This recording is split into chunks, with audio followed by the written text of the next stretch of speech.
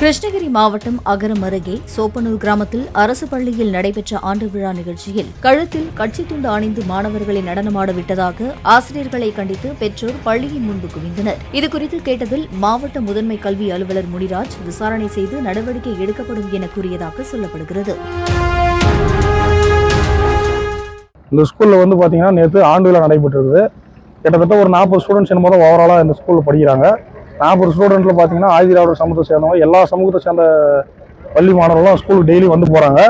இதில் பார்த்தீங்கன்னா நேற்று ஆண்டு விழா நடந்திருக்குது. அந்த ஆண்டு விழாவில் படையாட்சி பாட்டு போட்டு ஒரு குறிப்பிட்ட சமூகத்தை வன்னியர் சங்க சமூகத்தை பாட்டை போட்டு டான்ஸ் ஆடி பசங்க மனசில் இப்போலேருந்தே சின்ன வயசுலேருந்தே எக்ஸாம் டைம் கூட பார்க்காம ஜாதி உணர்வை தூண்டும் வகையில் பாட்டு போடி பாமக கட்சியோட துண்டை கழுத்தில் போட்டுக்கிட்டு டான்ஸ் ஆடினுக்கிறாங்க. அது மட்டும் இல்லாமல் ஜே குரு அவர்களுடைய டிஷர்ட்டை எடுத்துன்னு மேடையில் நிறுத்தி எல்லாருக்கும் தெரியுற மாதிரி காட்டி அராஜகத்தில் ஈடுபடுற வகையில் இவங்க ஈடுபட்டுக்கிறாங்க. இது குறித்து கல்வித்துறை உரிய நடவடிக்கை எடுக்கணும்னு சொல்லி சோப்பனூர் ஊர் பொதுமக்கள் சார்பாகவும் மாணவர்கள் சார்பாகவும் இளைஞர்கள் சார்பாகவும் கேட்டுக்கிறோம்.